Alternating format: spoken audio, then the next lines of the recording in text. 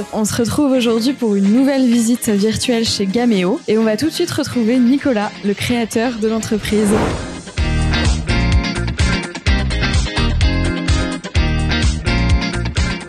Vous avez des bâtiments, vous avez des contraintes, vous avez des choses à faire. Notre outil, il a pour but d'aider les gens qui travaillent dans le monde de l'immobilier à simplifier leur gestion au quotidien avec un outil simple, intuitif et qui répond à tous leurs besoins.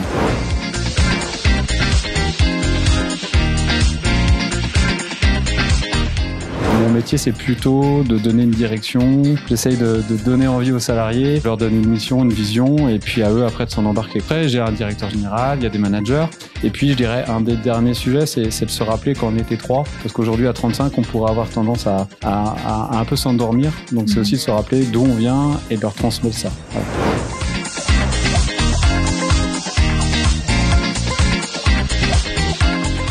Je m'appelle Charlène, je suis chargée de relations clients chez Gameo depuis 3 ans. On se déplace chez tous nos clients donc dans toute la France et on va déployer notre application du coup sur chaque établissement. Donc ça passe aussi par une formation où on les forme à l'application, on incrémente toutes les données nécessaires pour l'application. On est aussi donc une partie au bureau où on se déplace pas et là on s'occupe plutôt de chouchouter nos clients, donc on prend soin vraiment d'eux, on répond à toutes leurs questions, leurs interrogations, voilà, c'est principalement ça.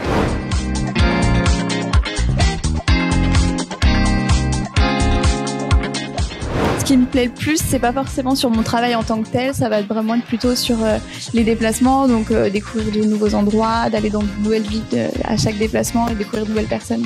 C'est hyper enrichissant.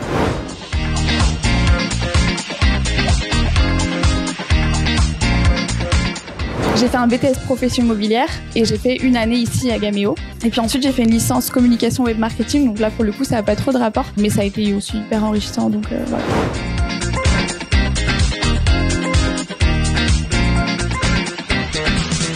Pour moi, l'UX design, ce serait vraiment d'améliorer le produit tout en gardant le besoin de l'utilisateur. Et pour ça, il faut aller en contact avec eux, leur parler, comprendre vraiment leurs problématiques et pouvoir les résoudre mieux.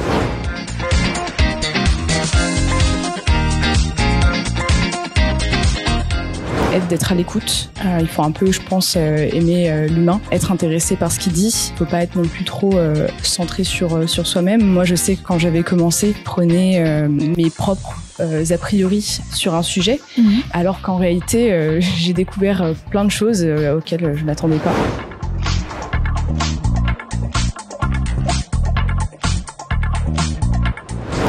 En gros, je développe un espèce de gros site web pour aider nos clients à faire leur travail au quotidien. Donc j'écris beaucoup de code, passe aussi un peu de temps sur l'organisation du projet. En fait, on va avoir plusieurs parties dans notre travail qu'on va essayer d'organiser tout au long de la journée. Puis oui, sinon 80% du temps, effectivement, c'est d'écrire du code et d'organiser le code pour aider les autres développeurs à travailler ensemble.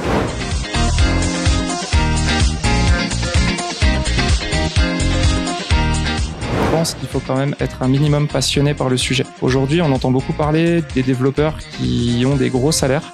Moi, j'ai vu beaucoup de gens qui se forçaient un peu à devenir développeurs en voulant gagner beaucoup d'argent, mais qui n'étaient pas passionnés par le sujet et qui, du coup, le faisaient très maladroitement. Donc, je reste persuadé que pour être heureux dans ce travail, il faut être un minimum passionné.